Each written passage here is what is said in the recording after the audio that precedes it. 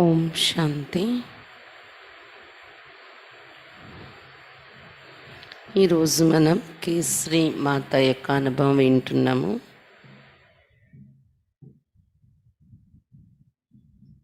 ब्रह्मा कुमारी केसरी माता आप सन 1957 में ईश्वरीय ज्ञान में आई.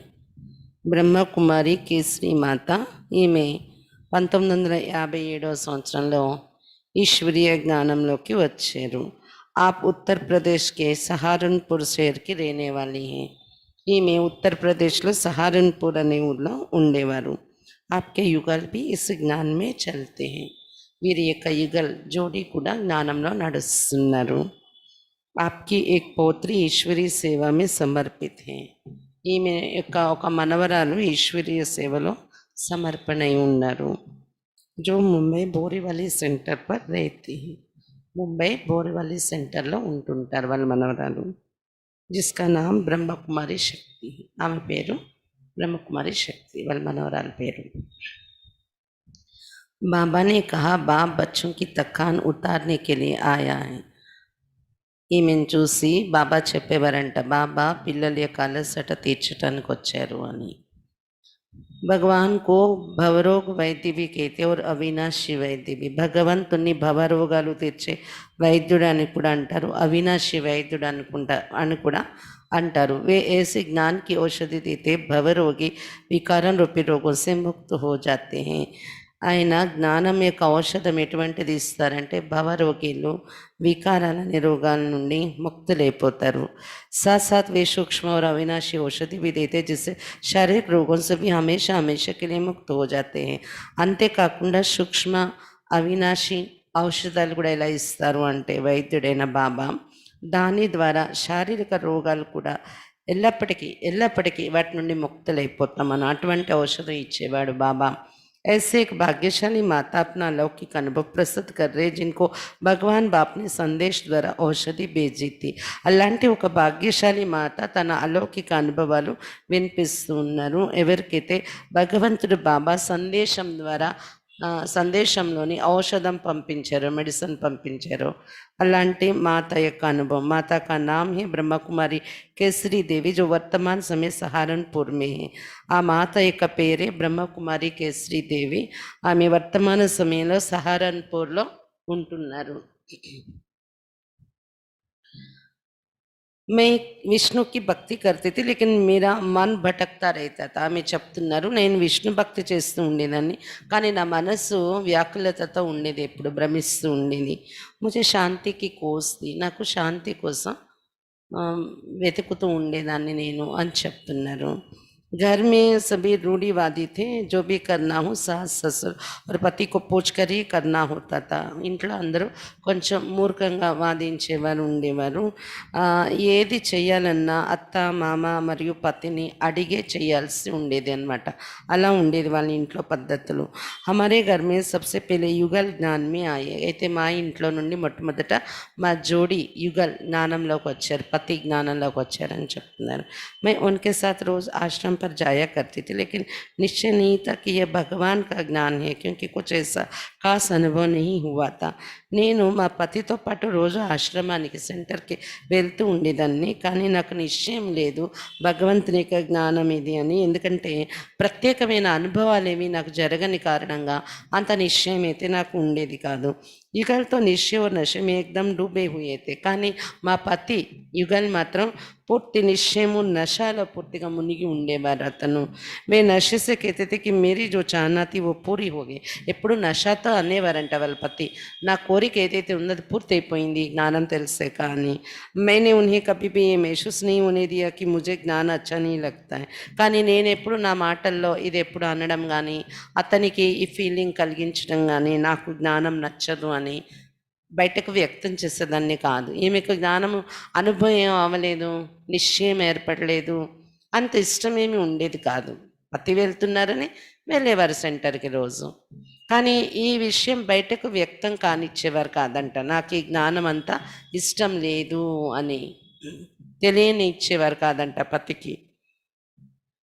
क्योंकि अगर उन्हें ये कहूँ कि मुझे ज्ञान अच्छा नहीं लगता तो उनके दिल को बहुत ठेस పहुంచేగి इसलिए बिना कुछ कहे उनके साथ जाती रही ఎందుకంటే ఒకవేళ నేను నా పతితో నాకు ఈ జ్ఞానం ఇష్టపడలేదు అన్నాను అనుకోండి అతని మనసుకి బాధ కలుగుతుంది అని అందుకే నేను ఏమీ అనకుండా అతనితో పాటు వెళ్తూ ఉండేదాన్ని సెంటర్కి అని చెప్తున్నారు. ఓకే.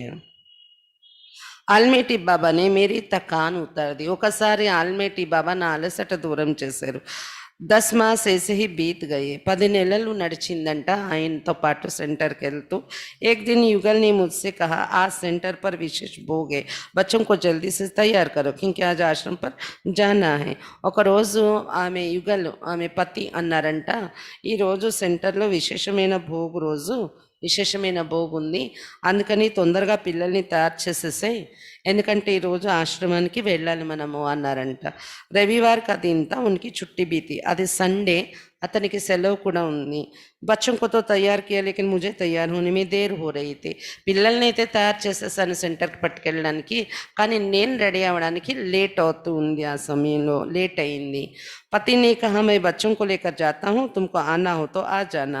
అప్పుడు పతి అన్నారంట క్లాస్కి లేట్ అయిపోతుంది కదా, పిల్లల్ని పట్టుకొని నేను వెళ్ళిపోతాను, నువ్వు తయారయ్యాక రావాలనుకుంటే రా అని చెప్పారంట. ఎసేక వే చలేగే, అలా అని పిల్లల్ని అతను పట్టుకొని వెళ్ళిపోయారంట సెంటర్కి. సైకిల్ మీద పిల్లల్ని పెట్టుకొని వెళ్ళేవారు అనమాట. మే रुक गई लेकिन अंदर से रुकने के लिए मन नहीं मान रहा था.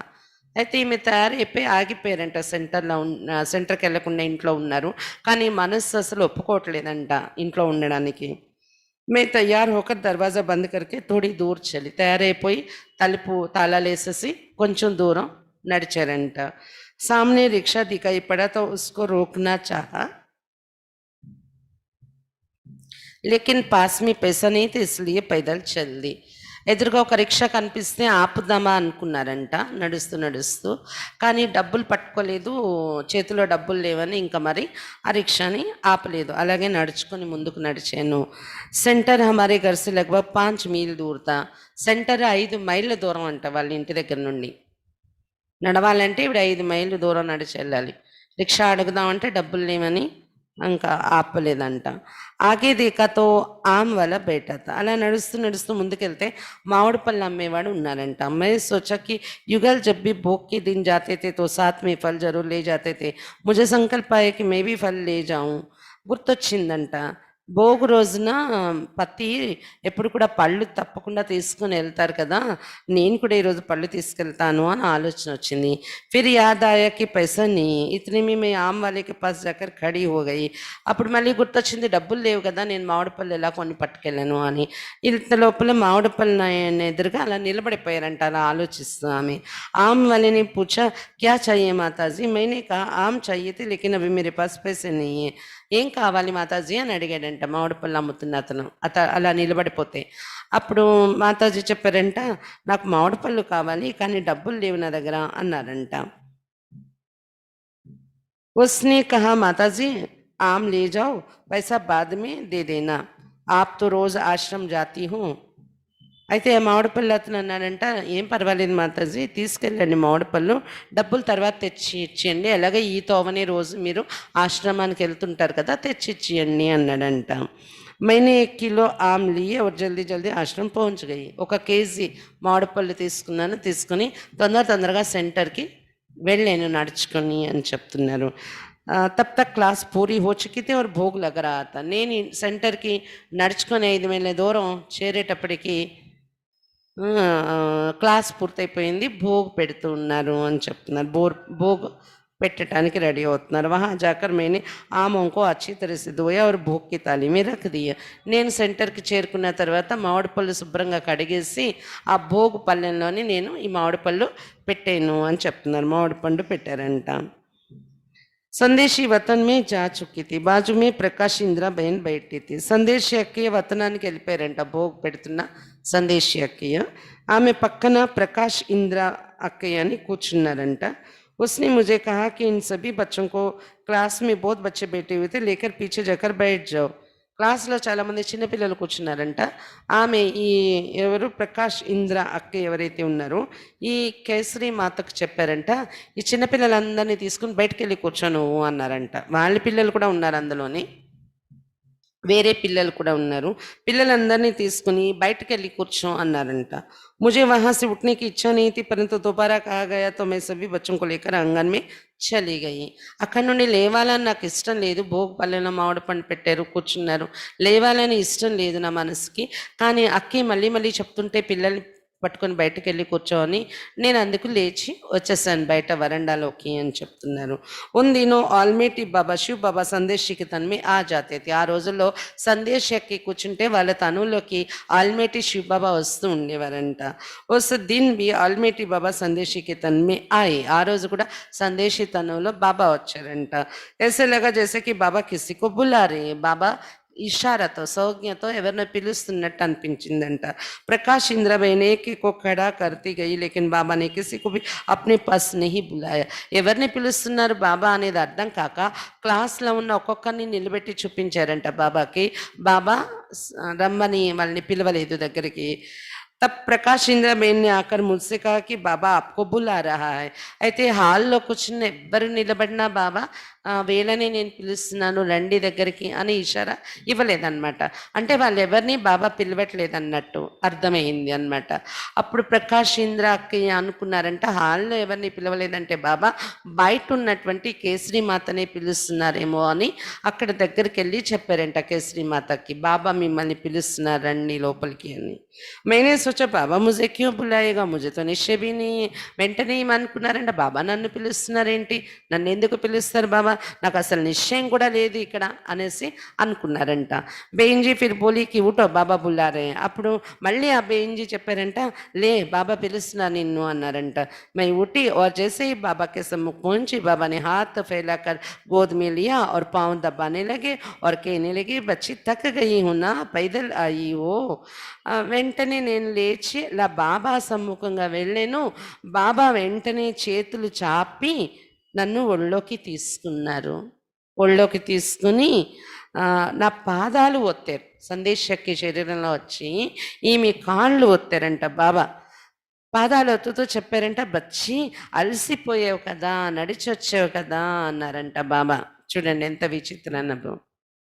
उसी समय मेरे आंखों से आंसू बहने लगे. బాబా అలా నా కాళ్ళు పట్టుకొని కాళ్ళు నొక్కుతూ నువ్వు నడిచొచ్చావు అలసిపోయావు కదా అని బాబా అంటే వెంటనే నా కంటి నుండి ఆనంద బాష్పాలు వచ్చేసాయి. ఇంకా मैंने बाबा का हाथ पकड़ लिया. फिर बाबा ने कहा बच्ची आप बच्चों की थकान उतारने के लिए आया है बाबा. నేను ఇంకా బాబా చేయి పట్టేసుకున్నాను కంట్లో నీళ్ళు వచ్చేస్తూ అని చెప్తున్నారు. తర్వాత బాబా చెప్పారంట బచ్చి పిల్లల యొక్క అలసట తీర్చటం కోసమే బాబా వచ్చారు అన్నారంట. फिर बाबा ने भोग की थाली का रुमाल हटाकर मैं जो आम ले गई थी उनमें से एक बड़ा आम हाथ में दिया और शक्तिशाली दृष्टि दी. తర్వాత ఎదురుగానే భోగ్ పళ్ళెం ఉంది కదా, అంత సర్ది భోగ్ పైన రుమాల్ క్లాత్ కప్పి అంతా పెడతాం కదా. బాబా ఏమో ఆ సందేశక్తి శరీరంలో వచ్చారు కదా, ఈమెకి ఇలా కాళ్ళు ఒత్తడం అది అయిపోయాక బాబా ఆ భోగు సామాన్ మీద ఉన్న రుమాల్ క్లాత్ తీసి లోపల ఉన్న మామిడి పళ్ళు ఏదైతే అక్కి తీసుకుని వెళ్ళి పెట్టారో అందులో ఒక పెద్ద మామిడి పండు తీసి ఈమె చేతిలో పెట్టి శక్తిశాలి దృష్టి ఇచ్చారంట బాబా కేసరి మాతకు. फिर बाबा ने कहा बाबा के लिए फल लाई हो, यह तो यहाँ का फल है, बाबा आपको इससे भी सुंदर फल देंगे और स्वर्ग में तुम्हें महादानी बनाएंगे. ఆ పండు ఇస్తూ బాబా చెప్పారంట బాబా కోసం పళ్ళు తెచ్చావు కదా నువ్వు, ఇక్కడ ఈ పళ్ళు ఉన్నాయి కానీ బాబా నీకు సుందరమైన ఫలాలు ఇస్తారు, స్వర్గంలో నువ్వు మహారాణిగా తయారవుతావు అని చెప్పారంట బాబా.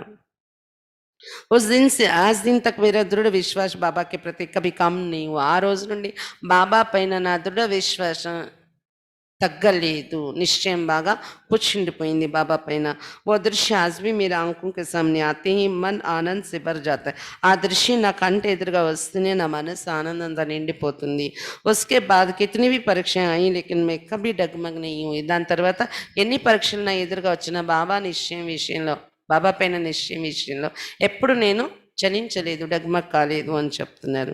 ఇద్దరు బాబా పర్ దృఢ నిశ్చయం హోవా ఆర్ ఉదర్ मेरी పరీక్ష షురు హోయి. అంతవరకు నిశ్చయం లేకుండా ఉండేది వెళ్తున్నా 10 నెలల వరకు. దాని తర్వాత ఇలా జరిగిన తర్వాత బాబా మీద దృఢ నిశ్చయం ఏర్పడింది. ఆ రోజు నుండి పరీక్షలు కూడా స్టార్ట్ అయ్యాయంట అక్కకి.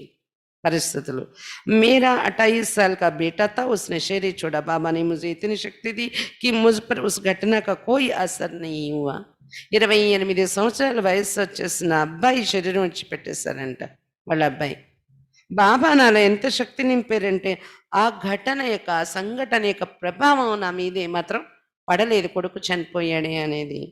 మోహ కా ఏక్ బూంద్ ఆంసు భీ నహీ గిరా. మోహంతో ఒక్క బొట్టు నీళ్లు కూడా నా కంటి నుండి రాలేదు అని చెప్తున్నాను.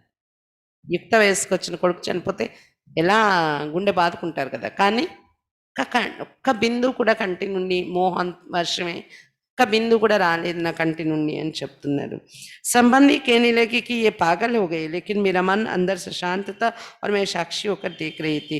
సంబంధికులందరూ ఆమెను చూస్తున్నారంటే పిచ్చెక్కేసింది ఈమెకి అని. కానీ నా మనసు లోపల నుండి శాంతిగా ఉంది. ఆ దృశ్యాన్ని చూస్తూ కూడా నేను సాక్షిగా చూస్తూ ఉన్నాను కొడుకు చనిపోయిన దృశ్యాన్ని. इस कारण मेरे युगल भी मेरे से खुश हुए, क्योंकि परीक्षा में मैं పాస్ అవ్వలే. నా యొక్క ఈ స్థితిని చూసి మా పతి కూడా చాలా ఖుషి అయిపోయారు. ఎందుకంటే ఇంత పెద్ద పరీక్షలో ఈమె పాస్ అయిపోయింది అని ఆమె వాళ్ళ పతి చాలా ఖుషి అయ్యారంట, సంతోషపడ్డారంట. బాగా పాస్ అయి చూపించింది ఈమె అని. बाबा सब कुछ जानते हुए भी अनजान रहे थे. बाबा से मिलने मधुबन पहली बार आ रही थी. मेरे साथ एक कुमारी भी थी. అయితే బాబాతో కలవడానికి మొదటిసారి మధుబన్ వెళ్తున్నారంట అక్కయ్య కేసరి మాత. ఆమెతో పాటు ఒక కుమారి కూడా ఉందంట. బాబాతో కలవడానికి వెళ్తున్నారు. वो अपने साथ कुछ जेवर ले आई थी. जब हम दोनों बाबा से मिलने गए तो उस कुमारी ने पोटली में बांधकर जेवर बाबा को दे दिए. అయితే ఆ కుమారి కొన్ని నగలు కూడా పట్టుకొని వచ్చిందంట. ఎప్పుడైతే ఇద్దరు బాబాతో కలవడానికి వెళ్ళారో అప్పుడు ఆ కుమారి ఆ నగలు ఒక పొట్లంలో కట్టేసి బాబాకి ఇచ్చిందంట. बाबा ने पोटली को ध्यान से देखा और दीदी को देते हुए कहा कि इस पोटली को संभाल कर रख देना. బాబా చాలా గమనించి చూసారంట పొట్లంలో ఏమేమి ఉన్నాయని. చూసి తర్వాత దీదీని పిలిచి, మన్మోహిని దీదీని, దీదీ చేతికిచ్చి చెప్పారంట, ఈ పొట్లం చాలా జాగ్రత్తగా దాచిపెట్టు అని చెప్పారంట బాబా. दीदी తీసుకెళ్ళి ఆ పొట్లాన్ని దాచిపెట్టేశారనమాట. उसके बाद बाबा ने मुझे गोद में लिया. गोद में जाते ही मैं गुम हो गई, सुध बुध कुछ नहीं रही. తర్వాత బాబా ఒళ్ళోకి తీసుకున్నారు నన్ను. నా ఒళ్ళంతా మర్చిపోయిన, స్మృతి అంతా మర్చిపోయాను బాబా ఒళ్ళో వెళ్ళాక. मुझे अनुभव हो रहा था कि कोई अलौकिक दुनिया में चली गई हूँ. నేనేదో అలౌకిక ప్రపంచంలో వెళ్ళిపోయానేమో అనే అనుభవం అయింది నాకు.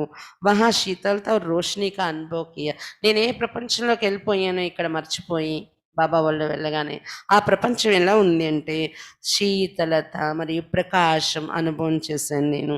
వాపస్ లోటితో బాబాని బడి ప్యార్ భరీ దృష్టిది. అక్కడి నుండి నేను తిరిగి వచ్చాను.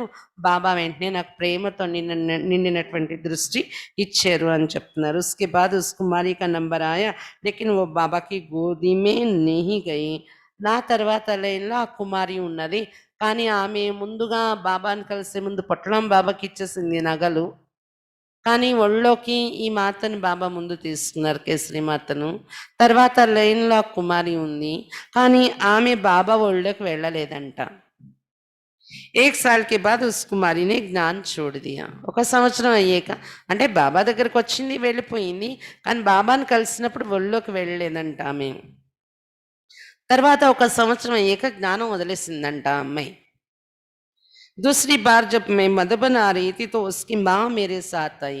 మళ్ళీ రెండోసారి నేను మధుబన్కి బయలుదేరాను. అప్పుడు ఆ కుమారి జ్ఞానం వదిలేసింది కదా, వాళ్ళ అమ్మ నాతోని బయలుదేరి వచ్చారు బాబా దగ్గరికి. నేను మరి ఆ కుమారి వాళ్ళ అమ్మ కలిసి వెళ్ళాం బాబా దగ్గరికి అని చెప్తున్నారు. बाबा से मिलने के बाद उसने बाबा से कहा, बाबा बच्ची ज्ञान में नहीं चलती है. బాబాతో కలిసి వాళ్ళ అమ్మ అన్నారంట, బాబా ఇప్పుడు అమ్మాయి జ్ఞానంలో నడవట్లేదు అన్నారంట. बाबा ने कहा, बच्ची घबराती क्यों हो? बाबा ने दीदी को बुलाया और कहा वो पोटली ले आओ.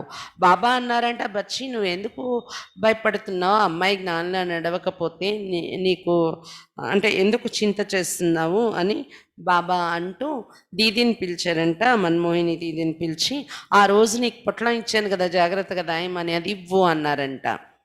దీదీని పొట్లి లేకర్ బాబాకు దీదీ ఆ పొట్లం తెచ్చి ఇచ్చారంట బాబాకు. బాబాని పొట్లి దేతే हुए कहा, बच्ची और कुछ चाहिए. ఆ పొట్లం ఆ మాతకి ఇచ్చేసి బాబా వాళ్ళ పాప ముందు సంవత్సరంలో వచ్చి బాబాకి ఇచ్చింది. రెండో సంవత్సరంలో ఆ మాత వచ్చి చెప్పింది, అమ్మాయి జ్ఞానంలో నడవట్లేదు ఇప్పుడు అని. వెంటనే ఆ పొట్లం తెప్పించి జాగ్రత్తగా దాచిపెట్టిన పొట్లం బాబా ఏమో ఆ మాత చేతికి ఇచ్చేసి చెప్పారంట, బచ్చి ఇంకేమైనా కావాలా బాబా నుండి నీకు అని అడిగారంట. माता ने कहा नहीं बाबा, बाबा ने कहा जाओ बच्ची की शादी करा दो. నాకు ఇంకేమి వద్దు బాబా అన్నారంట మాతాజీ. అప్పుడు బాబా అన్నారంటే, వెళ్ళు ఈ పొట్లంలో నగలు తీసుకుని వెళ్ళు, మీ అమ్మాయి జ్ఞానం వదిలేసింది కాబట్టి పెళ్లి చెయ్యు నువ్వు ఆ పాపకి అనేసి చెప్పారంట బాబా. పెళ్లి చేయించేసాయని. తబ్ मैंने ये अनुभव किया कि बाबा तो जानी जननहार త్రికాలదర్శి. అప్పుడు నాకు అనిపించింది బాబా అంతా తెలుసు, త్రికాలదర్శి. లాస్ట్ టైం ఆ అమ్మాయి వచ్చినప్పుడే తెలుసు అనమాట బాబాకి ఈమె నిలబడదని. అందుకే ఆ నగలు జాగ్రత్తగా दाच ఉంచారు వాడేయకుండా. उसी समय उस बच्ची को जेवर देने का मना कर सकता था, लेकिन उस समय बच्ची सेवा भाव से दे रही थी. अगर बाबा ने ना लिया होता तो उस कन्या के दिल को दुख पहुंचता, इसलिए लिया और समय आने पर उसकी माँ को उसकी जरूरत थी तो वापस कर दिया. ऐसे थे सबको संतुष्ट करने वाले मेरे बाबा. అదే సమయంలో ఆ కన్య ఇచ్చేటప్పుడు వద్దు అని బాబా తిరస్కరించవచ్చు. కానీ ఒకవేళ బాబా వద్దంటే ఆ కన్య మనసుకి దుఃఖం కలిగి ఉండేదేమో. అందుకే బాబా ఏం చేశారు, ఆ నగల పొట్లను తీసుకున్నారు. టైం వచ్చినప్పుడు వాళ్ళ అమ్మకి అవసరం కాబట్టి తిరిగి ఇచ్చేశారు. అలా అందరినీ సంతుష్ట చేసేవారు నా బాబా అని చెప్తున్నారు కేసరీమాత. ऑलमेटी बाबा ने मेरे लिए दवाई बनाकर भेजी. एक बार मैं बहुत बीमार हो गई. उस दिन भी रविवार था, मैं शुभ उठी नहीं. युगल ने सोचा कि शायद ये सेंटर नहीं आने वाले होंगे, इसलिए वे तैयार होकर सेंटर चले गए. ఒకసారి నాకు చాలా అనారోగ్యం వచ్చింది, ఒంట్లో బాగాలేదు. ఆ రోజు కూడా అది సండే. నేను ఉదయం లేవలేదు. అయితే పత్తి ఆలోచించాడంట, ఈమె సెంటర్కి రాదేమో మరి లేవలేదు అంటే అని. అతను తయారైపోయి సెంటర్కి వెళ్ళిపోయారంట ఇంక ఈమె కోసం ఆలోచించకుండా. ఉస్ దిన్ బి సెంటర్ పర్ విశేష భోగుతా. సండే ఆ రోజు కూడా విశేషమైన భోగ్ ఉందంట సెంటర్లో. జబ్ సందేశి వతన్ మే గయి తో బాబాని పూచా భోగ్ మీ దూద్ లాయి ఓ అంటే పిల్లల్ని పట్టుకొని ఆయన సెంటర్కి వెళ్ళిపోయాడు. పిల్లలు అతను, ఈమె పడుకుని ఉంది, లేవలేదు. అయితే ఆ రోజు స్పెషల్ భోగ్ సెంటర్లో సందేశి అక్కి వతనానికి వెళ్ళారంట. భోగ్ బాబా దగ్గర తీసుకుని, బాబాని పుచ్చ భోగ్ మీ దూదులాయి.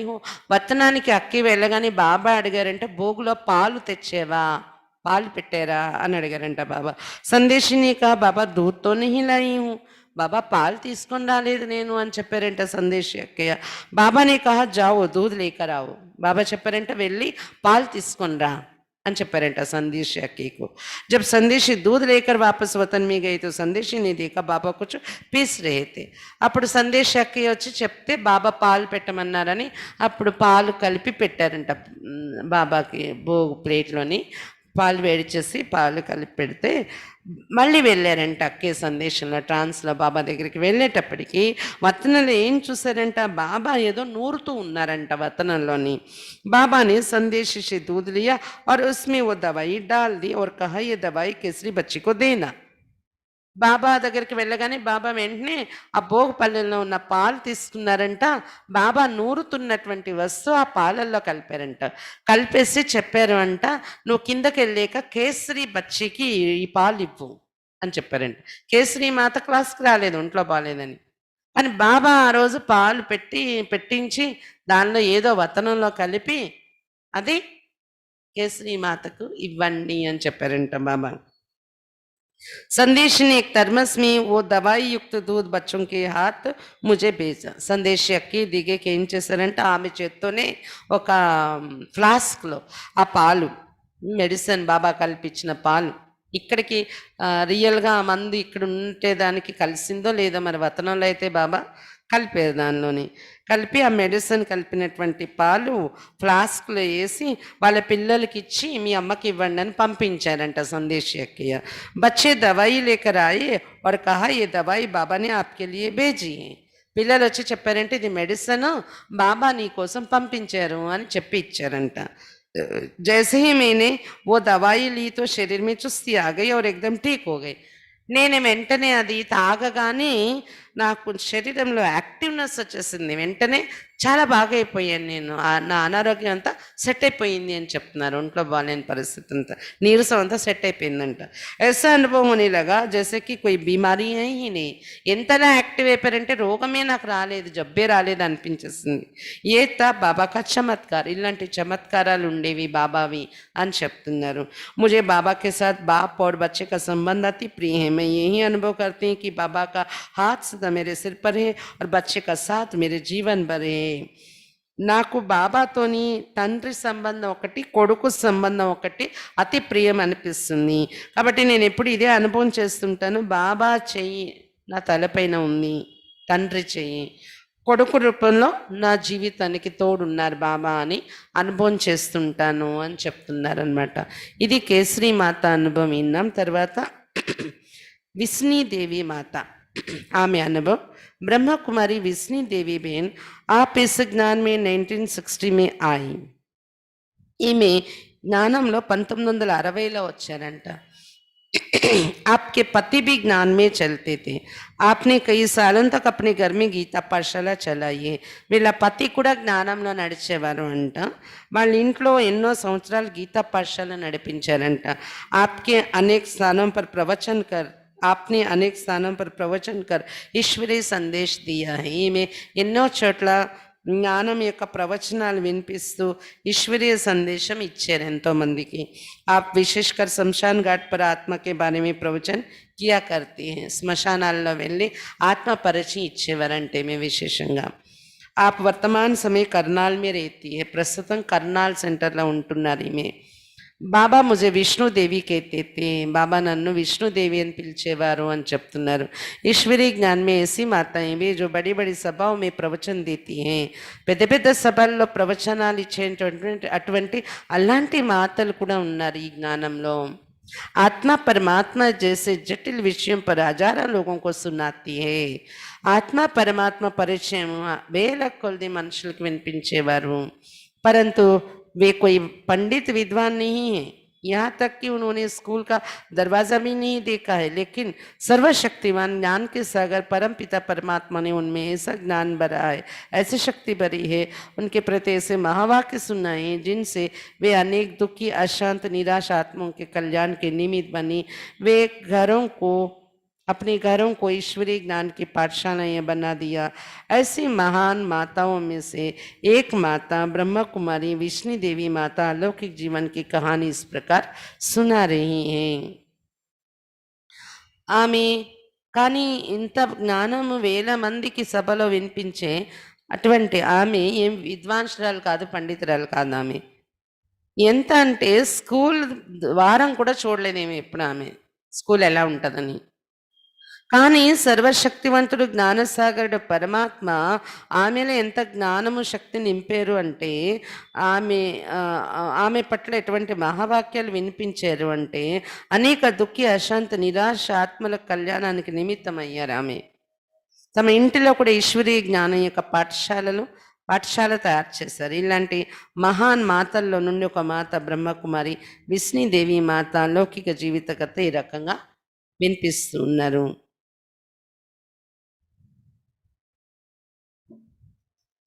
मुझे ब्रह्मा कुमारियाँ अच्छी लगती थी, लेकिन उनका ज्ञान समझ में नहीं आता था. నాకు బ్రహ్మకుమారిని చూస్తే ఇష్టం ఉండేది, కానీ వారు చెప్పే జ్ఞానం నాకు అర్థమయ్యేది కాదు అని చెప్తున్నారు అన్నమాట. सन 1960 की बात है. मैं करनाल में रहती थी. 1960లో జరిగిన విషయం. నేను కర్నాల్లో ఉండేదాన్ని. मेरे 2 छोटे छोटे बच्चे थे. एक 2 साल का, एक 2 साल का, दूसरा 20 दिन का. నాకు చిన్న చిన్న పిల్లలు ఉండేవారు. ఒక్కరేమో 2 సంవత్సరాలంట వయస్సు ఒక అబ్బాయిది, ఇంకొక అబ్బాయిది 20 రోజులంట. उन दिनों ब्रह्मा कुमारी बहनें करनाल में आई थी. उनको मैंने दूर से देखा तो बहुत अच्छी लगी, बहुत प्यारी लगी. ఆ రోజుల్లో బ్రహ్మకుమారి అక్కలు కర్నాల్లో వచ్చారు. దూరం నుండి వాళ్ళని చూస్తుంటే చాలా ఇష్టపడేది నాకు प्रियम అనిపించేవారు అక్కీలు. కభీ కభీ ఉన్కే పాస్ జాతీ థీ, ఉన్సే సున్‌తీ థీ, ఉన్సే బాతే కర్తీ థీ. అప్పుడప్పుడు దగ్గరికెళ్ళేదాన్ను, అక్కీలతో మాట్లాడేదాన్ను, వాళ్ళు చెప్పేవి వినేదాన్ను. వే జో జ్ఞాన్ బతాతీ థీ తో वो तो मेरे समझ में नहीं आता था, लेकिन उनका संग अच्छा लगता था. వాళ్ళు ఏం చెప్పేవారో మాటలు, జ్ఞానము అవే నాకు అర్థమయ్యేవి కాదు. కానీ అఖిల్ని కలవాలి, వాళ్ళ దగ్గరికి వెళ్ళాలంటే ఇష్టం ఉండేది. ऐसे 3 साल बीत गए. 3 సంవత్సరాలు అలాగే అఖిల్ దగ్గరికి వెళ్ళడం, కలవడం, సరదాగా రావడం అది అలా గడిపేశాను అని చెప్తున్నారు. उन्हीं दिनों मम्मा भी करनाल आई थी. उनको देखने भी मैं गई थी. उनकी वाणी सुनी, लेकिन कुछ समझ में नहीं आया. అదే రోజుల్లో మధ్యలో ఈ 3 సంవత్సరాల లోపల ఒకసారి మా అమ్మ కర్నాలు వచ్చారంట. మా అమ్మను కూడా చూడడానికి వెళ్ళాను. మా అమ్మ వాణి విన్నాను, కానీ ఏమీ నాకు అర్థం కాలేదు అని చెప్తున్నారు జ్ఞానము. उन्होंने अपनी वाणी में यही कहा था कि श्री लक्ष्मी श्री नारायण बनना है तो पवित्र रहना पड़ेगा. అయితే మమ్మ వాణిలో ప్రత్యేకంగా ఇదే చెప్పారు, శ్రీలక్ష్మి శ్రీనారాయణ కావాలి అంటే పవిత్రంగా తయారవ్వాలి మీరు అని. उस समय मुझे ये भी पता नहीं था कि पवित्रता किसको कहते. కానీ నాకేమి పవిత్రంగా తయారవడం అంటే పవిత్రతని దేన్ని అంటారు కూడా నాకేమి అర్థం కాని రోజులు అది అని చెప్తున్నారనమాట. एक बार कुछ घंटों के लिए ब्रह्मा बाबा भी करनाल आए थे. मैंने उनको भी देखा, लेकिन मुझे ये पता नहीं था कि उनको मम्मा क्यों कहते, इनको बाबा क्यों कहते. ఒకసారి కర్నాల్లో బ్రహ్మా బాబా కూడా వచ్చారంట. బ్రహ్మా బాబాను కూడా కలిసాను, చూశాను నేను.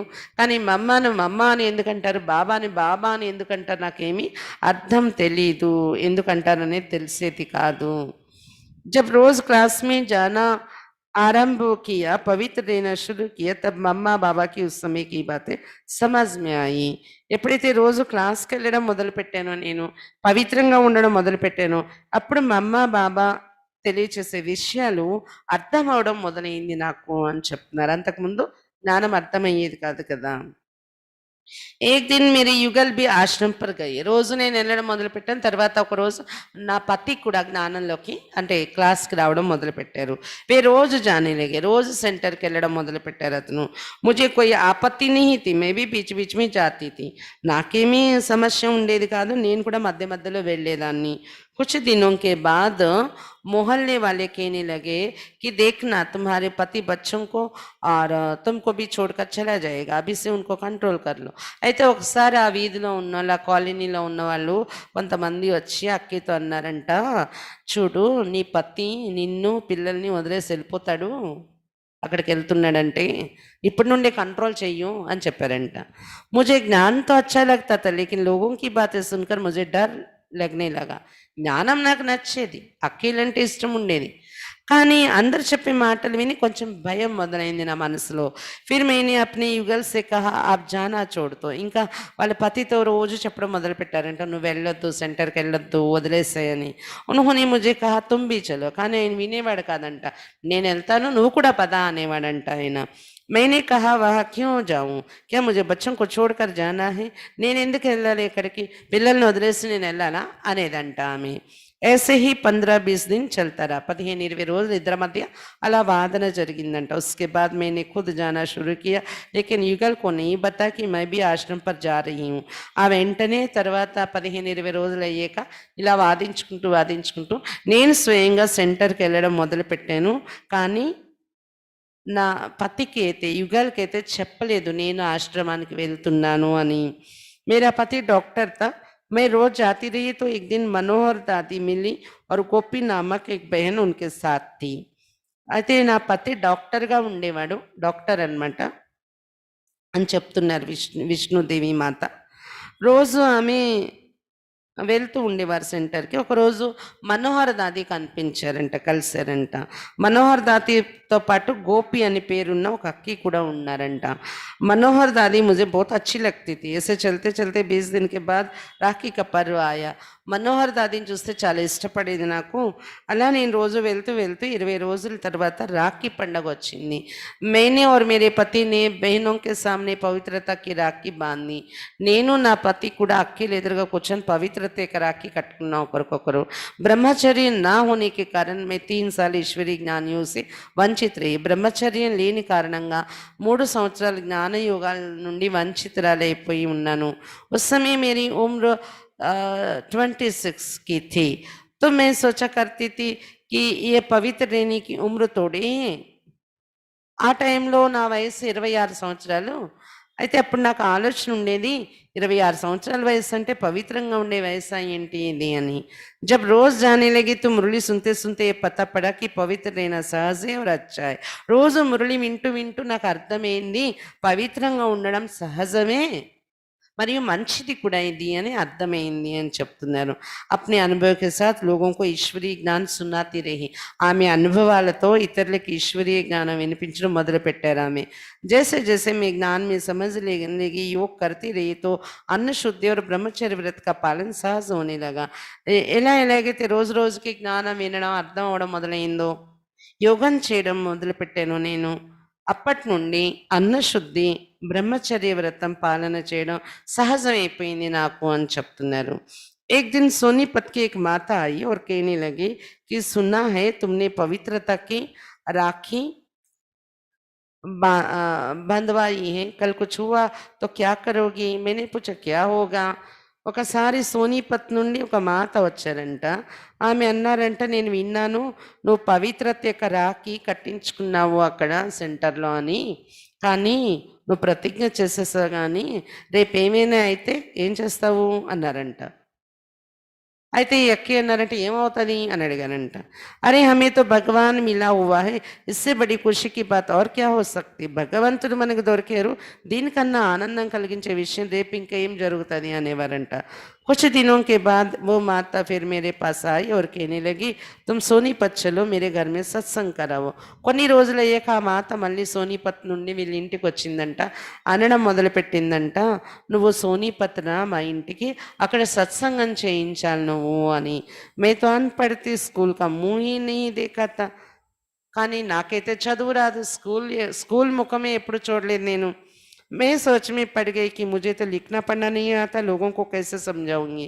వెంటనే ఆలోచనలో పడ్డాను, ఆవిడ రమ్మంటుంది అక్కడేమో జ్ఞానం చెప్పమని, నేనైతే చదువు లేదు నాకు, మనుషులకి అక్కడ వెళ్ళి నేను ఎలా చెప్తాను అనుకున్నారంట. ఓ మాత జ్ఞాన్ సున్తి థీ, ఓ విధవా థీ और परिवार में बांधेली थी. ఆ మాత కూడా జ్ఞానానికి రోజు వచ్చేవారు, కానీ ఆమె విధవ, మరి ఆ వాళ్ళ కుటుంబంలో బాంధేలి అనమాట. ఆమె ఇంట్లో వాళ్ళు అంతా అంగీకరించేవారు కాదు ఆమెకు. इसके कारण वो मुझे आगे रखती थी ताकि सोनीपत में भी सत्संग शुरू हो तो उसको సువిధ हो सके. దాని కారణంగా ఆమె నన్ను ముందుంచేది, పిలిచేది. సోనీపత్లో కూడా సత్సంగం మొదలైపోతే ఆమెకు కర్నాల్ వరకు వచ్చే పని రాదు అని, ఆమెకు బాగుంటుంది అని ఆమె ఆలోచన అనమాట. అక్కడ ఎలాగైనా ఈ క్లాస్ మొదలు పెట్టించాలి అని. मैं सोनीपत गई, 15-20 दिन वहाँ सेवा करके आई. वहाँ सुबह 6 बजे से लेकर रात 11 बजे तक लोग बाबा का ज्ञान सुनने आते रहे. నేను ఒక 15-20 రోజులు అక్కడ సేవ చేసి వచ్చాను సోనీపత్లోని అన్నాను. ఉదయం 6 గంటల నుండి రాత్రి 11 వరకు బాబా జ్ఞానం వినడానికి అలాగ వస్తూనే ఉండేవారంట అక్కడ. కభీ 20 కా, కభీ 50 కా, కభీ 60 కా జుండ్ ఆతా తా. అప్పుడప్పుడు 20 మంది, అప్పుడప్పుడు 50 మంది, అప్పుడప్పుడు 60 మంది గుంపు వచ్చి వినేవారంట వాళ్ళ ఇంట్లో सोनीपत వెళ్ళి జ్ఞానం చెప్తుంటే. उनको बाबा का ज्ञान सुनाती थी, साथ साथ अपना अनुभव भी सुनाती थी कि मैंने पहले 3 साल ऐसे गुजार दिए, आप इस तरह समय व्यर्थ नहीं गवाओ, भगवान आया हुआ है, उसका ज्ञान सुनो, उसको याद करो. मैं ये भी उनसे कहती थी कि इसके लिए घर बार नहीं छोड़ना पड़ता, अपनी थोड़ी सी नींद को छोड़ना है. అయితే వాళ్ళకి బాబా జ్ఞానం చెప్పేదాన్ని నేను, గుంపులు వాళ్ళు వస్తూ ఉంటే దాంతోపాటు నా అనుభవం కూడా చెప్పేదాన్ని. 3 సంవత్సరాలు అలాగే గడిపేశాను, నేను వేస్ట్ చేసేసాను జ్ఞానం అర్థం చేసుకోక. మీరు ఆ విధంగా సమయం వేస్ట్ చేయకండి, ఎందుకంటే భగవంతుడు వచ్చారు, అతడు ఇచ్చే జ్ఞానం వినండి, అతన్ని జ్ఞాపకం చేసుకోండి అని. మళ్ళీ ఇది కూడా చెప్పేవారంట, ఇక్కడ వస్తే ఇల్లు వాకిలి వదిలేసే అవసరం లేదు, కొంచెం నిద్రను మాత్రం వదలాలి మీరు పురుషార్థం చేయాలంటే అని చెప్పారంట. यहाँ के योग से मन को बहुत శాంతి మిల్తీ है, ఇక్కడ యోగం చేస్తే మనస్సుకి చాలా శాంతి దొరుకుతుంది అని చెప్పారంట. ऐसे ज्ञान सुनाती थी. करीब 20 भाई बहनें रोज क्लास में आने लगे. అలా జ్ఞానం వినిపించేదాన్ని నేను. 20 మంది రోజు క్లాస్‌కి రావడం మొదలుపెట్టారు సోनीपतలో. धीरे धीरे आने वाली भाई बहन ही दूसरे को ज्ञान सुनाने लगे, सत्संग में आने वालों की संख्या बढ़ने लगी. నెమ్మది నెమ్మదిగా ఇంకా ఆ క్లాస్‌లో వచ్చే అన్ని లక్కీలే వేరే కొత్త వాళ్ళు ఎవరైనా వస్తే జ్ఞానం చెప్పేసేవారంట. అలా సత్సంగాల సంఖ్య పెరగడం మొదలైంది. बाबा ने मुझे पत्र में लिखा तुम सर्विसेबल बच्ची हो. बाबा को पत्र लिखने की मुझे बहुत इच्छा होती थी, लेकिन मुझे హిందీ या సింధీ लिखना नहीं आता था. బాబాకు ఉత్తరం రాయాలని నా కోరిక చాలా ఉండేది కానీ హిందీ సింధీ రాయడం నాకు వచ్చేది కాదు అప్పుడు. दूसरों से बाबा के लिए पत्र लिखवाती थी, लेकिन मुझे उनकी लिखत से संतुष्टता नहीं होती थी. వేరే వాళ్ళు ఎవరినైనా కూర్చోపెట్టి మేం రాయాలనుకున్నారో చెప్తుంటే వాళ్ళు రాసేవారు. వేరే వాళ్ళ చేత రాయించి బాబాకు ఉత్తరం పంపించేవారు. కానీ నాకు సంతుష్టత ఉండేది కాదు దానిలో. थोड़ा बहुत मैं गुरुमुखी जानती थी, तो गुरुमुखी के आधार से हिंदी के आ बा का जैसे अक्षरों को समझकर खुद ही हिंदी लिखना सीख लिया और बाबा को अपने हस्तों से पत्र लिखा. నాకు కొంచెం పంజాబీ భాష వచ్చేది కాబట్టి పంజాబీ భాష ఆధారంతో హిందీ ఆ బా కా ఇలాంటి కొన్ని కొన్ని అక్షరాలు అర్థం చేసుకోవడం నేర్చుకోవడం మొదలుపెట్టారంట. ఇలా నేను స్వయంగా హిందీ నేర్చుకొని నా స్వహస్తాలతో నేను బాబాకు ఉత్తరం రాశాను అని చెప్తున్నారు. చదువు రాకపోయినా ఎలాగోలా నేర్చుకొని ఆమె ఉత్తరం రాశారంట బాబాకు. उसके जवाब में बाबा का पत्र आया. बाबा ने मुझे संबोधन किया था, हे मीठी बच्ची, सर्विसेबल बच्ची. దానికి బదులుగా బాబా లెటర్లో రాశారంట. బాబా ఆ లెటర్లో సంబోధించారంట, ఓ నా మధురమైన బచ్చి, सर्विसेबल बच्ची అని రాశారంట బాబా. मुझे आश्चर्य लगता था कि मैं तो पढ़ी लिखी हूँ नहीं, मैं कैसे सर्विस करूँगी. నేనేం చదువుకోలేదు, నేను ఎలా సర్వీస్ చేస్తాను అనుకునేవారంట ఆమె. सर्विसेबल बच्ची అని పిలిచారు బాబా అని. जब सोनीपत गई वहाँ बाबा की सेवा हुई तो मैंने समझा कि बाबा ने निमित्त बनाकर मेरे से సేవ कराई. ఇది సోనీపత్ వెళ్ళి సేవ చేయకముందు జరిగిన విషయం. ఉత్తరం బాబా రాసింది. ఎప్పుడైతే సోనీపత్ వెళ్ళి అక్కడ బాబా సేవ చేశారో అప్పుడు అనిపించిందంట, బాబాయే నన్ను నిమిత్తం చేసి సేవ చేయించారు అని. लोग कैसे कैसे सवाल पूछते थे, लेकिन बाबा मेरे से ऐसे जवाब दिलाते थे कि सुनकर वे हैरान हो जाते थे. ఎలాంటి ప్రశ్నలు అడిగేవారు అక్కడ వచ్చేవారంటే, నా నోటి నుండి బాబా సమాధానం ఎలాంటిది చెప్పించేవారంటే వాళ్ళు ఆశ్చర్యపోయేవారు వినేవాళ్ళు. कुछ दिनों के बाद फिर गई और एक हफ्ता रहकर సేవ की. కొన్నాళ్ళయ్యాక మళ్ళీ ఒక వారం రోజులు సోనీపత్లో ఉండి సేవ చేసి వచ్చారంట. उस माता का घर छोटा पड़ने लगा. क्लास में आने वाले में से एक माता ने नया मकान बना कर दिया सेंटर के लिए. అక్కడ క్లాసు పెరుగుతూ ఉంటే చిన్నదైపోయిందంట ఇల్లు. ఏ మాత ఇంట్లో చేశారో అది చిన్నదైపోయింది. అప్పుడు అక్కడ వచ్చిన వాళ్ళు అందరూ కలిసి కొత్త ఇల్లు కట్టించి సెంటర్కి, ఒక మాత, అందరూ కాదు, ఒక మాత కొత్త ఇల్లు కట్టించి సెంటర్కి ఇచ్చారంట. इस प्रकार सोनीपत में बाबा की सेवा शुरू हुई. ఈ విధంగా సోనీపత్లో బాబా సేవలు జరిగాయి. आपको ज्ञान में निश्चय कैसे हुआ, మీ జ్ఞానంలో నిశ్చయం ఎలా ఏర్పడిందని ప్రశ్న అడుగుతున్నారు. जब मैं नियमित रूप से सेंटर पर जाने लगी तो तीसरे दिन से लगातार 3 दिन तक साक्षात्कार होते रहे. నేను రెగ్యులర్గా సెంటర్కి వెళ్ళడం ఎలాగైతే చేసేదాన్నో సెంటర్కి వెళ్ళాక 1, 2, 3 రోజు అది సెంటర్కి వెళ్ళడం మొదలుపెట్టి ఆ 3వ రోజు నుండి కంటిన్యూ 3 రోజులు సాక్షాత్కారాలే జరిగాయి నాకు అని చెప్తున్నారు. కభీ బ్రహ్మ విష్ణు శంకర్ కా, కభీ రాధాకృష్ణ కా, और కభీ విష్ణు కా. అప్పుడప్పుడు బ్రహ్మ విష్ణు శంకర్లు కనిపించేవారట సాక్షాత్కారంలో, అప్పుడప్పుడు రాధాకృష్ణులంట, అప్పుడప్పుడు విష్ణుమూర్తి కనిపించేవారంట. योग में भी अनुभव होता था जैसे कि मैं प्रकाश के गोले में बैठी. యోగంలో కూడా నేను ఒక ప్రకాశ గోళంలో కూర్చున్నట్టు నాకు అనుభవాలు అవుతుండేవి సెంటర్కి వెళ్ళినప్పుడు. इससे मुझे पक्का निश्चय हुआ कि भगवान आया हुआ अपना कार्य कर रहा है. నాకు అయ్యే ఈ అనుభవం ఆధారంతో భగవంతుడు వచ్చారు, తన కార్యం చేస్తున్నారని पक्का निश्चय ఏర్పడింది నాకు అని చెప్తున్నారు. एक बार मैं घर में लेटी हुई थी, एक बहुत शक्तिशाली रोशनी आई और उसके पीछे से ब्रह्मा बाबा उतर आए। इसके बाद ऊपर से शिव बाबा निराकार उतर आए और ब्रह्मा बाबा में प्रवेश किया। इससे मुझे निश्चय पक्का हुआ और खुशी भी बहुत बढ़ गई। ఒకసారి అంట ఇంట్లో అలా చేరబడి ఉన్నారంట అక్కయ్య. అప్పుడు ఒక చాలా శక్తిశాలి ప్రకాశం కనిపించిందంట. ఆ ప్రకాశం వెనకాతల నుండి బ్రహ్మ బాబా దిగారంట. దాని తర్వాత పైనుండి శివబాబా నిరాకారుడు దిగి బ్రహ్మ బాబాలోకి ప్రవేశించారంట. ఈ దృశ్యం ఆమెకు కనిపించిందంట. దాంతో నిశ్చయం పక్కా అయిపోయింది, ఖుషి కూడా నాకు పెరిగింది అని చెప్తున్నారు అక్కయ్య. జ్ఞాన్ में आने के बाद बहुत समय तक मैं సాకార్ బాబా से मिल नहीं सकी. జ్ఞానంలో వచ్చాక కూడా చాలా రోజుల వరకు సాకార్ బాబాతో నేను కలవలేకపోయాను అని చెప్తున్నారు. उस समय मधुबन जाने आने के लिए 25 रुपये కిరాయి लगता था. దానికి కారణం ఏంటంటే మధుబన్ వెళ్ళాలి రావాలంటే 25 రూపాయలు టికెట్కి అయ్యేది అంట వెళ్ళి రావడానికి అప్పటి రోజుల్లో 1960లో. ये सन 1961 की बात होगी. 1961 विषय ఇది. मुझे बहुत दुख होता था कि क्या 25 रुपये हम जिंदगी में कभी भी नहीं बचाएंगे और मधुबन नहीं जा पाएंगे. చాలా బాధ కలిగేదంట. జీవితంలో ఒక 25 రూపాయలు సంపాదించి కూడబెట్టలేమా, మధుబన్ వెళ్ళలేమా మనం ఎప్పటికీ అని ఒక దుఃఖం కలిగేదంట 25 రూపాయలు ఛార్జ్ కోసం. బాబా సే కేనే లగి బాబా హమ్ ఆప్సే कैसे मिलेंगे. మనసులో బాబా మిమ్మల్ని ఎలా కలుస్తాను నేను అనేవారంట. युगल को 40 रुपये तनख्वाह मिलती थी जो घर के खर्चे में पूरी हो जाती थी. వాళ్ళ యుగల్ డాక్టర్ కదా, ఆయనకి 40 రూపాయలు జీతం వచ్చేదంట. ఆ 40 రూపాయలు ఇంటి ఖర్చులకి సరిపోతుండేది, కూడబెట్టడానికి కూడా అయ్యేది కాదు. कुछ दिनों के बाद ऐसा समय आया कि देर रात को भी हमारे घर पर मरीज आने लगे. उस जमाने में रात के समय दवाई की दुकान नहीं खुली रहती थी.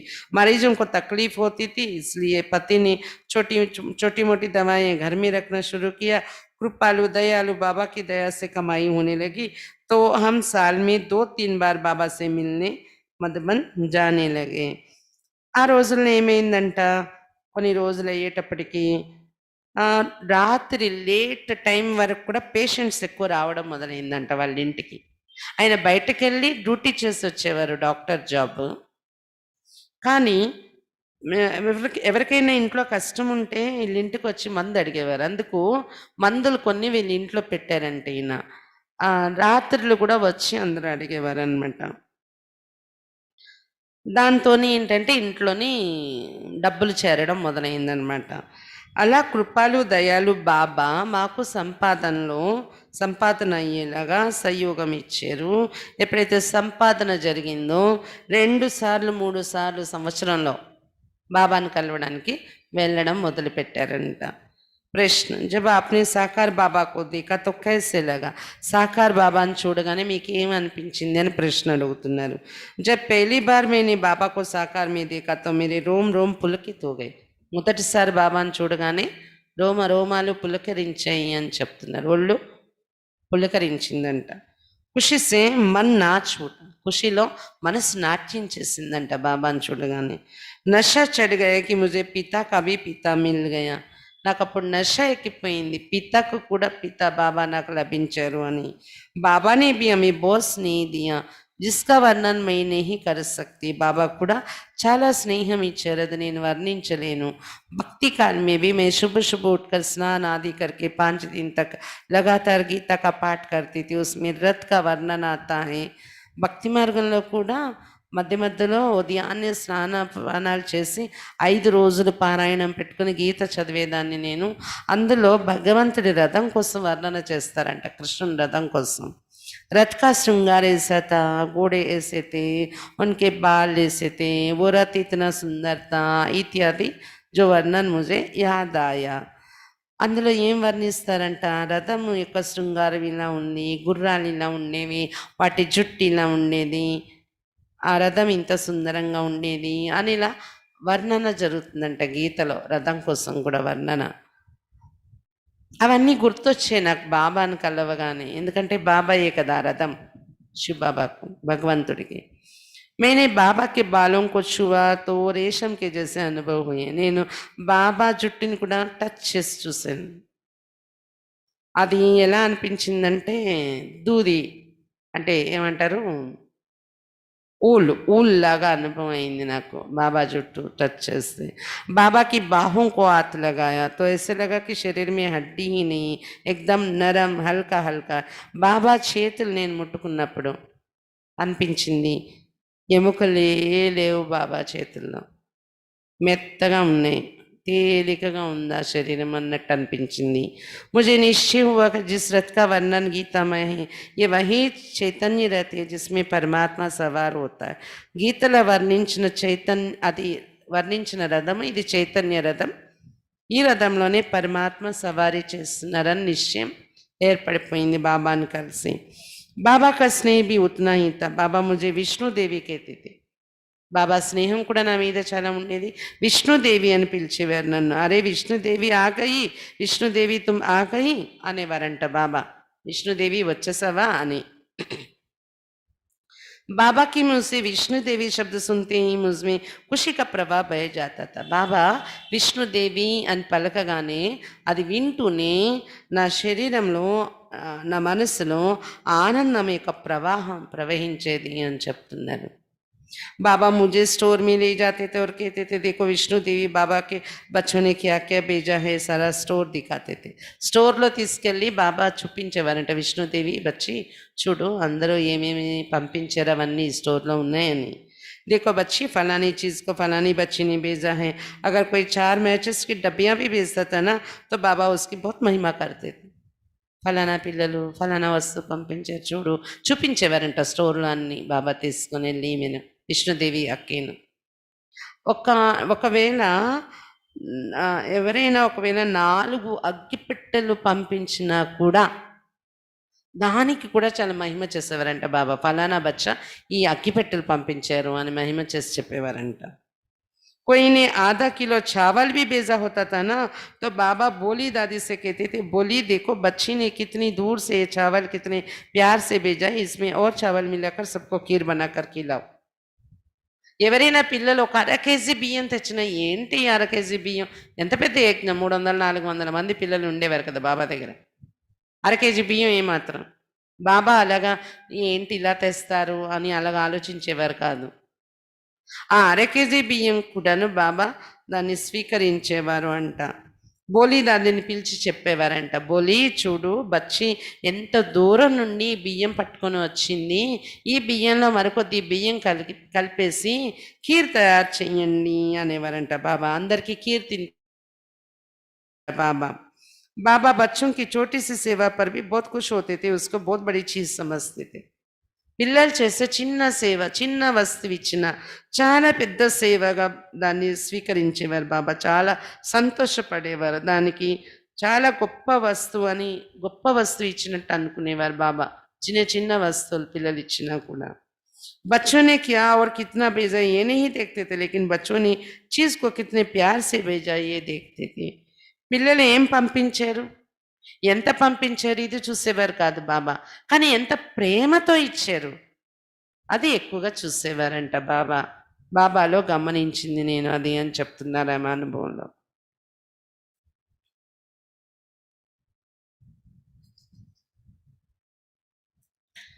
बाबा मेरे इतने महान थे मैं मधुबन में सब्जी बनाती थी एक बार मधुबन आती थी तो 15 दिन रहती थी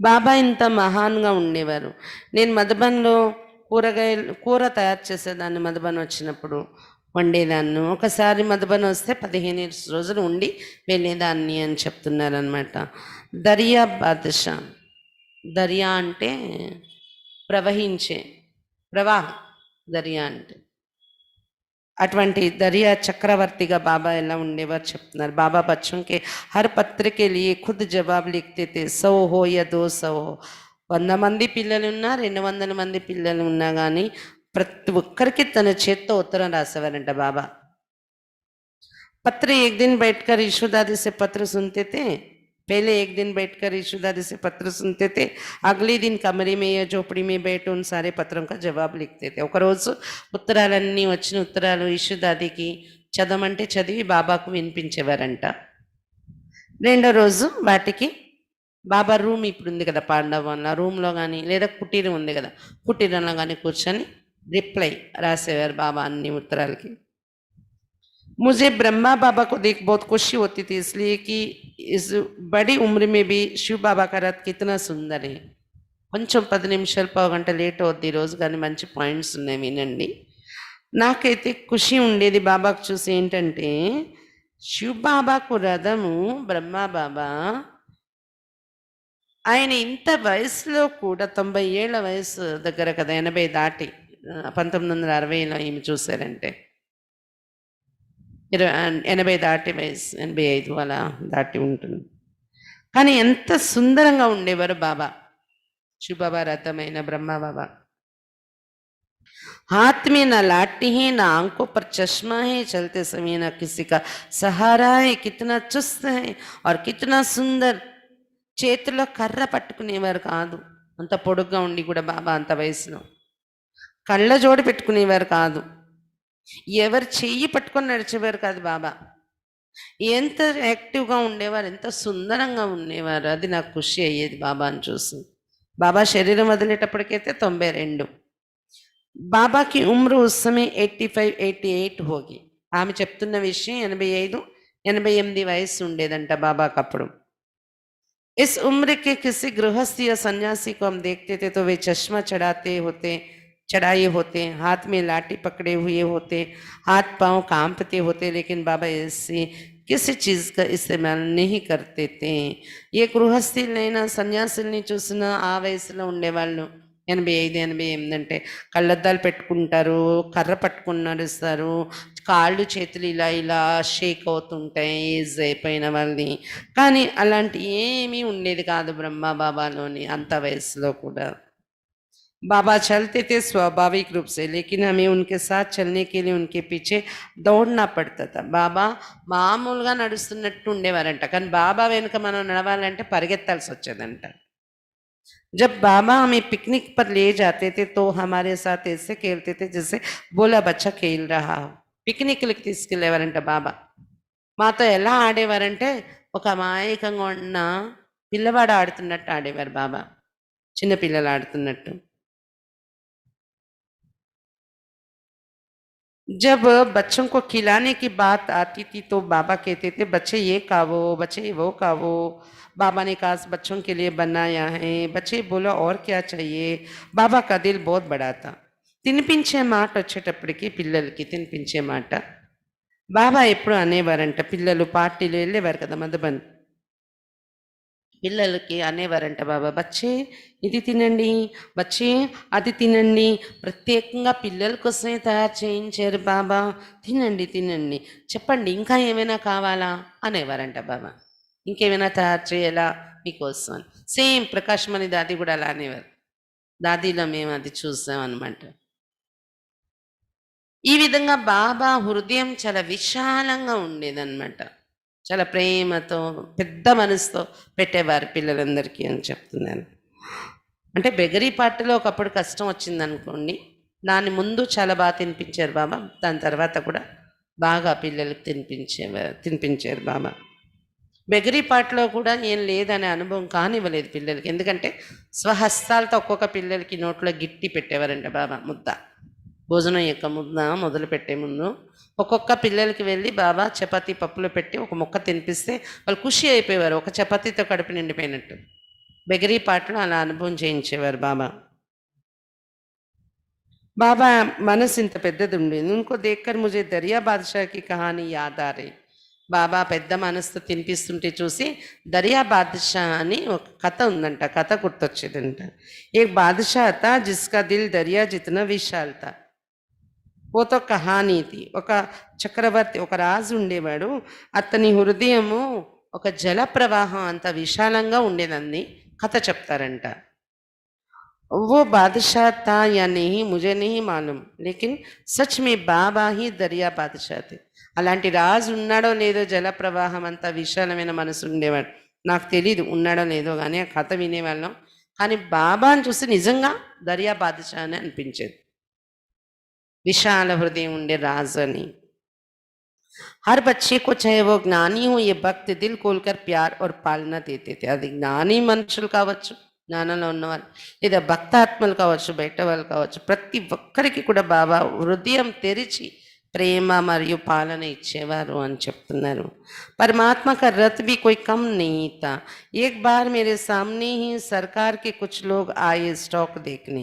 बाबा ने उनसे कहा, आओ बच्चे आओ, బాబా తుమకు శివ బాబా కా స్టోర్ దిఖాయేగా. ఒకసారి ఈమె మధుబన్లో ఉన్నప్పుడే, విష్ణుదేవి అక్కయ్య మధుబన్లో ఉన్నప్పుడే గవర్నమెంట్ వైపు నుండి కొంతమంది మనుషులు వచ్చారంట, స్టాక్ చూపించండి మాకు అని, మీ దగ్గర ఏం స్టాక్ ఉంది అని. బాబా చెప్పారంట, ఆవు బచ్చే ఆవు అంటూ వాళ్ళని శివబాబా యొక్క స్టోర్ చూపిస్తాను రండి అన్నారంట. బాబా బేదడక్ होकर उन अधिकारियों को दिखाते थे कि देखो बच्चे फलानी जगह से फलाने बच्चों ने शिव बाबा के यज्ञ के लिए ये भेजा है. భయం లేకుండా ఆఫీసర్స్ని తీసుకెళ్ళి, గవర్నమెంట్ ఆఫీసర్స్ని ఆ స్టోర్లో చూపించి చెప్పేవారంట, చూడండి బచ్చే ఫలానా చోటు నుండి ఫలానా పిల్లలు ఇది పంపించారు శివబాబా యజ్ఞానికి అని అన్ని చూపించి ఎక్స్ప్లెయిన్ చేసేవారట బాబా. ఏ ఇतना है, देखो ये पड़ा है, ये बच्चों के लिए పరికి से निकाल कर బాబా उनको दिखाते थे. ఇదిగో ఇది ఉంది స్టోర్లో, అది ఉంది, ఇంత ఉంది, ఇది పిల్లల కోసం అన్నీ చూపించేవారంట బాబా. బాబా उनको बच्चे बच्चे कहते थे, तो वे भी जाने या अनजाने बाबा से कहते थे कि बाबा आगे से आप सबको ऐसे नहीं दिखाना जैसे हमें दिखाया है. బచ్చే బచ్చే అంటూ మాట్లాడుతూ అన్నీ చూపించేవారంట ఆఫీసర్స్ కూడా, వాళ్ళు బయట వాళ్ళైనా కూడా. వాళ్ళు అన్నారంట బాబాతోని, బాబా వాళ్ళు కూడా బాబా అని పిలవడం మొదలు పెట్టారనమాట బాబాని. బాబా బచ్చే అంటే, బాబా ఇంక ముందు మీరు ఇలాగ ఎవరికి చూపించకండి, మాకు చూపించినట్టు స్టోర్లో తెచ్చి అనేవారంట వాళ్ళు. బాబా कहते थे बच्चे कोई बात नहीं, బాబా అనేవారంట ఏం పర్వాలేదు, ఆప్ సబ్ घर के बच्चे ही है, यहाँ कौन बाहर वाला है, మీరు కూడా నా ఇంటి పిల్లలే కదా, ఇక్కడ బయట వాళ్ళు ఎవరున్నారు అనేవారంట ఆఫీసర్స్తో బాబా. बाबा उनको सब दिखाकर दृष्टि और टोली देकर भेजते थे, तो वे भी बहुत खुश होकर जाते थे. అన్ని ప్రేమతో చూపించి వాళ్ళకి మంచి దృష్టి ఇచ్చి టోలీ ఇచ్చి పంపించేవారంట. గవర్నమెంట్ ఆఫీసర్స్ కూడా ఎవరైనా వస్తే చెకింగ్ అని అలా వచ్చిన వాళ్ళు కూడా చాలా సంతోషపడిపోయేవారంట బాబాని కలిసి. బాబా కి मन में कभी भेदभाव नहीं था कि बाहर वाले अंदर वाले. బాబా మనసులో ఎప్పుడు భేద భావన ఉండేది కాదు, వీళ్ళు బయట వాళ్ళు, వీళ్ళకి ఎందుకు మనం అంత ప్రాధాన్యత ఇవ్వాలి, వీళ్ళు బాబా పిల్లలు, వీళ్ళకి మేము ప్రాధాన్యత, అలాంటి భేదభావం బాబా మనసులో ఉండేది కాదు అని చెప్తున్నారు. బాబా కిసి కో పరాయి नहीं समझते थे, वो दिन याद करके मेरे मन गदगद होता है. ఎవరిని పరాయిగా అనుకునేవారు కాదు బాబా. ఆ రోజులు గుర్తొస్తున్న మనసు గదగద అయిపోతుంది, పులకరిస్తుంది అని చెప్తున్నారు. परमात्मा जगह का पालनहार है, तारनहार है, वैसे उसका रथ भी कोई कम नहीं था. పరమాత్మ జగత్తుకి పాలన ఇచ్చే పాలనహారుడు, కానీ అతని రథం బ్రహ్మా బాబా కూడా ఏం తక్కువ కాదు. भगवान का रथ भी उतना ही सुंदर, उतना ही श्रेष्ठ, उतना ही उदारचित, उतना ही पालनहार था. భగవంతుడు ఎంత ఉదారత ఉన్నవాడో భగవంతుడి రథము అయిన బ్రహ్మా బాబా కూడా అంతే సుందరం, అంతే శ్రేష్టం, అంతే ఉదార చిత్తం, అంతే పాలనా గుణం ఉండేది అని చెప్తున్నారు. బాబాతో బాబా ही थे. ब्रह्मा बाबा का व्यक्तित्व ही ऐसा था, उनको कोई भी देखे चाहे उनके प्रति गलत दृष्टि रखने वाला भी हो, लेकिन एक बार उनसे मिलता तो उसके मन का सारा मेल मिट जाता. బాబా బ్రహ్మా బాబా యొక్క వ్యక్తిత్వం ఎలా ఉండేదంటే, బాబాని ఎవరు చూసినా బాబా పట్ల కొంచెం వ్యతిరేక దృష్టి ఉన్నవాళ్ళు కూడా బాబా ఎదురుగా వచ్చి ఒకసారి కలిశారంటే వాళ్ళ మనసులో ఉన్న మైల్ అంతా తొలగిపోయేది. అలా ఉండేది బాబా వ్యక్తిత్వం, బాబా పర్సనాలిటీ. ఉన్కే ప్రతి ఉస్కి భావన హీ బదల్ జాతి. బాబాని చూడగానే వాళ్ళు ఎలాంటి భావాలు పెట్టుకుని వచ్చిన భావనే మారిపోతుందంట. एक बार मैं बाबा के पास ही थी, पंजाब से एक औरत आई थी जिसका पति ज्ञान में चलता था. उसने सुन रखा था कि बाबा जादू करता. ఒకసారి బాబా దగ్గర ఉన్నారంట ఈ విష్ణుదేవి మాత. పంజాబ్ నుండి ఒక మాత వచ్చారంట, వాళ్ళ పతి జ్ఞానంలో నడుస్తున్నాడు. ఆమెకు అంత నిశ్చయం లేదు ఆ మాతకి. ఆమె విన్నారు బాబా గారడీ చేస్తుంటారు ఇక్కడికి వెళ్ళే వారికి అని. उसने सोचा कि देखे तो सही वो जादूगर कैसा है. పతితో ఆమె వచ్చింది కానీ ఆమెకు నిశ్చయం లేదు. ఆమె ఇక్కడ గారడి ఏం జరుగుతుందో ఎలా చేస్తారో బాబా గారడి చూద్దామని వచ్చిందంట. అర్థమవుతుంది కదా అందరికీ. वो बाबा के पास आई. जब वो बाबा के पास पहुंची तब बाबा के बच्चे बाबा की गोद में जा रहे थे. ఆమె బాబా దగ్గరికి వచ్చారు వాళ్ళ పతితో పాటు. ఆమె చూస్తున్నారు ఒక్కొక్కరు వెళ్ళి బాబా ఒడిలో వెళ్ళడం అక్కడ బాబాని కలిసేటప్పుడు. बाबा की गोद में जाकर बाई हो या बहन सब खुशी के आंसू बहा रहे थे. అన్నేలైనా అక్కేలైనా బాబా ఎదురుగా వెళ్ళి బాబా ఒడిలో చేరిపోయేటప్పటికీ ఒక్కొక్కరు లైన్లో ఒక ఆనందం యొక్క ఆనంద బాష్పాలు ప్రతి ఒక్కరి కంటి నుండి వచ్చేవంట बाबा ఒళ్ళో వెళ్ళాక.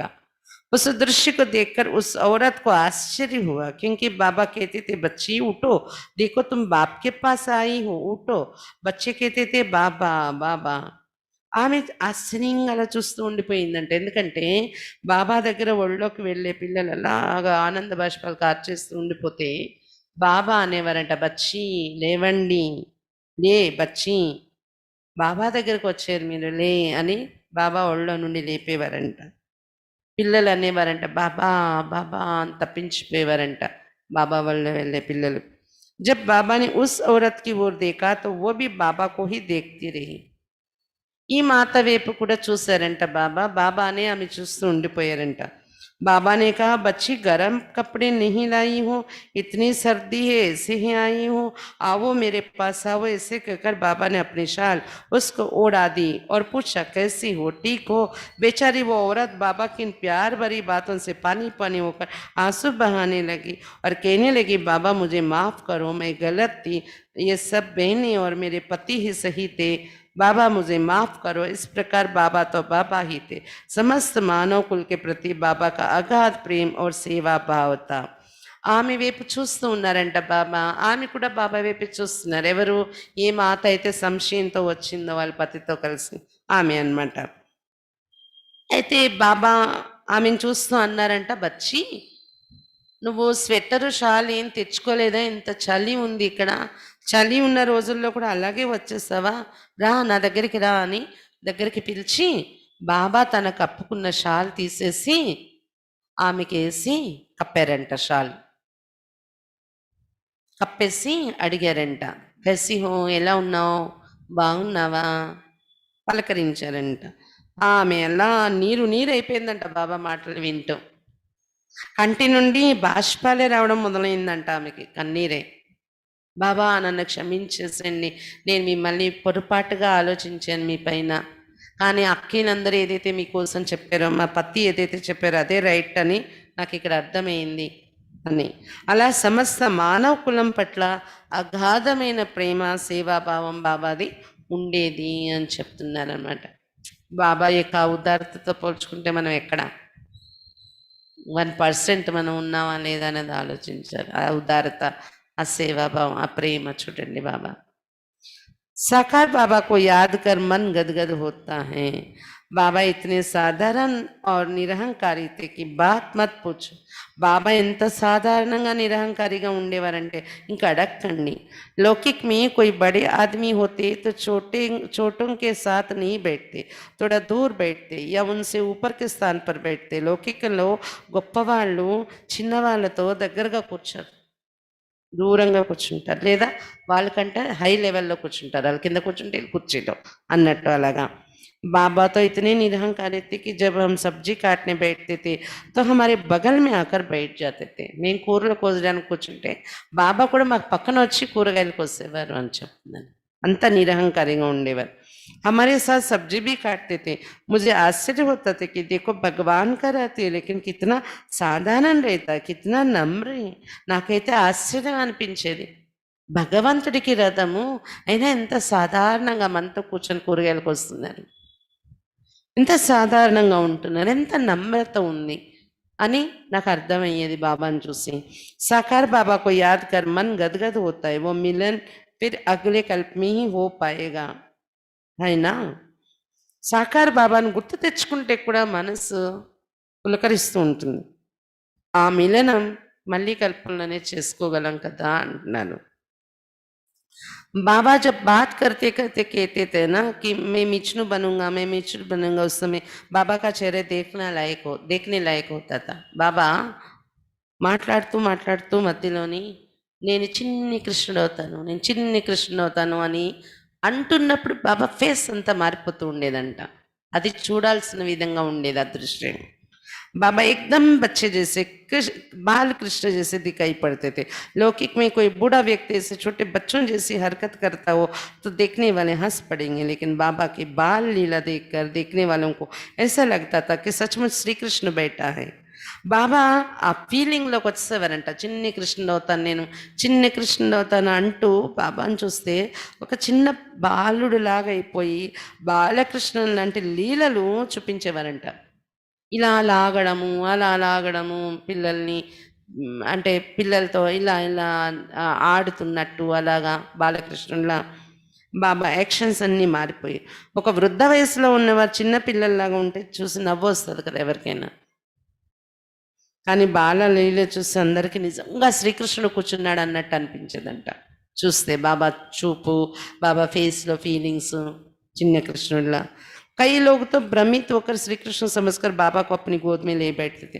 కొంతమంది భ్రమపడేవారు, శ్రీకృష్ణుడే అనుకొని ఒళ్ళోకి తీసేసుకునే ప్రయత్నం చేసేవారంట బాబాను।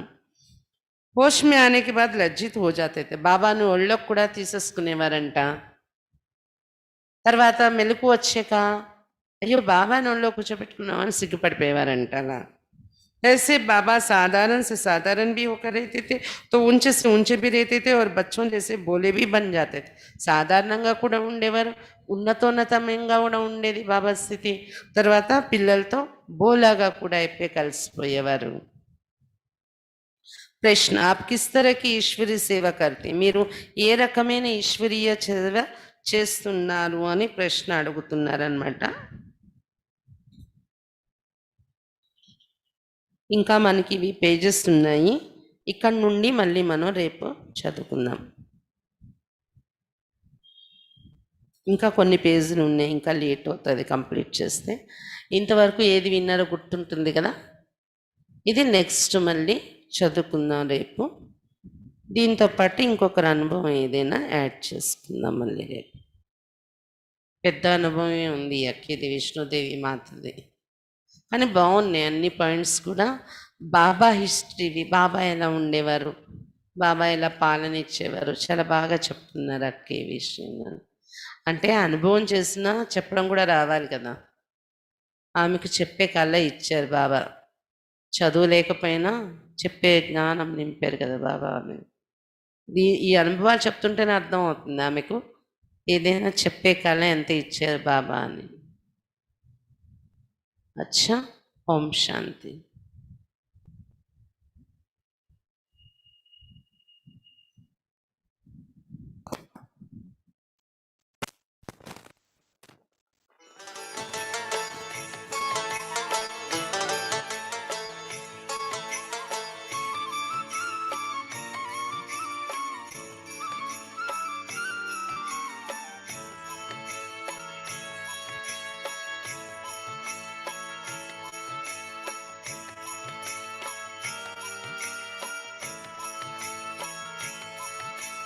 चलो मुसाफिर अपने घर, अब तो पूरा हुआ सफर। चलो मुसाफिर अपने घर,